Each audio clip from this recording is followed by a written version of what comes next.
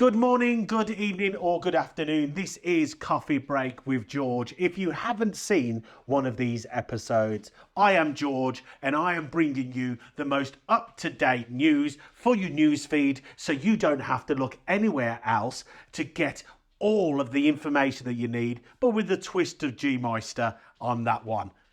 First up in the news of today is something that we have spoke about in one of the other videos. It's the Women's World Cup. FIFA opens disciplinary proceedings against the Spanish FA president over an unwanted kiss. Spain's Prime Minister and second Deputy Prime Minister are among those who have criticised Luis Rubilas over his behaviour. World Football Governing Body, FIFA, have opened disciplinary proceedings against the Spanish Football Association president after he kissed a player on the lips at the Women's World Cup final. Rubilas faced a backlash for his behaviour towards Spanish captain Jennifer Hernández during the medal ceremony and their win against England in the final of the Women's World Cup.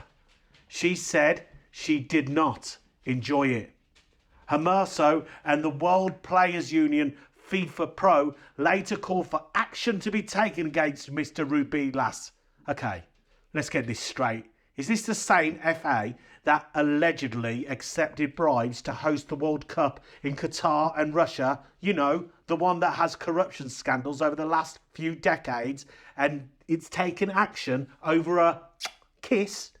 Spain's Prime Minister and second Deputy Prime Minister are among those who have criticised the president of Spanish football. The 45-year-old has also grabbed his crotch in a victory gesture after the match, seemingly oblivious to the Spanish 16-year-old Princess Itana Sofia standing close by. FIFA said the event may constitute violation of Article 13, Paragraph 1 and 2 of the FIFA Disciplinary Code. The sections cover offensive behaviour and violations of principles of fair play. The code cites examples of behaviour which could lead to disciplinary measure being taken, including insulting a natural or legal person in any way, especially by using offensive gestures, signs or language, and behaving in a way that brings the sport of football and FIFA in disrepute. So, money bribes, don't do that. FIFA said in a statement issued on Thursday afternoon that FIFA Disciplinary Committee informed Luis Rubilas, president of the Spanish Football Association, today that it's opening disciplinary proceedings against him based on the events that occurred during the final of the FIFA World Cup on August the 20th, 2023. The World Football Governing Body Disciplinary Committee said it will only provide further information on these proceedings once it has issued a final decision on the matter. Meanwhile, the Spanish FA called for a General Assembly for Friday response to the matter, while confirming it had opened initial proceedings, that they are sanctioned and that the empathy measures are adopted to protect women's footballers and actions that we believe that are unacceptable. In the video released on Monday, Mr. Rubilas had said, "We saw the kiss as something normal, natural, and not in any way in bad faith. But outside it seems that a commotion has been created. When you are president of an institution as important as the Federation, you have to be more careful." This is a crazy one. Conductor pulls out of the Proms after punching a singer at the classical show. A few shows ago, someone almost had a fight for eating popcorn. Now the conductor's smacking a singer. A world-renowned British conductor who featured in the King's coronation has apologised unreservedly for losing his temper after being accused of assaulting a singer. Sir John Elliot Granger, 80, allegedly punched the bass singer William Thomas following a performance at the Festival Belows in France after the performer left the podium in the wrong direction. So no singing out of key, just walk left instead of right. The incident is said to have happened backstage, out of sight of the audience, but in front of some of the cast. In a statement, Sir John said he deeply regretted the incident and understood how much this has affected all the participants involved in this major project, which has been so dear to my heart. He said, I make no excuses for my behaviour, and I have apologised personally to Will Thomas, for whom I have the greatest respect. I do so again, and to other artists, for the distress that this has caused. The conductor said he had returned to the UK and withdrawn from performances of the show Les Troinas. I know that physical violence is never acceptable and musicians should always feel safe. I ask for your patience and understanding as I take time to reflect on my actions.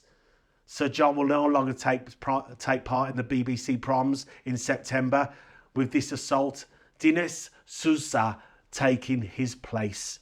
A BBC spokesman said Sir John Eliot Granger has decided to withdraw from the performance of the Trojans at this year's BBC Proms. We are grateful for Dinesh Souza will step in to conduct the performance on the 3rd of September.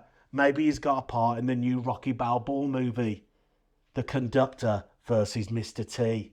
The broadcaster is investigating the matter, saying he takes allegation of inappropriate behaviour seriously, but child grooming's fine, and all the other stuff that's been accused of the BBC. Classical music news site Slip Disc first reported the alleged assault, saying it had received multiple reports. Representative of Mr. Thomas confirmed an incident took place on Tuesday, but said he was looking forward to future performances. All musicians deserve the right to practice their art in the environment free from abuse and physical harm, the representatives are quoted as saying. But don't go left instead of right. That is just totally unacceptable and might get you a smack in the face. This is the biggest shock ever. Labour memberships are down to 125,000 since the last general election accounts show. Shock! Horror! Labour has lost 25,000 members in 2022, putting it 125,000 down on its numbers at the last election in its newly published account show. So let's get this straight, shall we? The Workers' Party, that grew to the biggest force in electoral history, having the largest political membership in the world, has now lost most of its members since the leadership change. The one where lying Stammer said he was going to unite the party and then kicked everyone out that was supporting the old regime.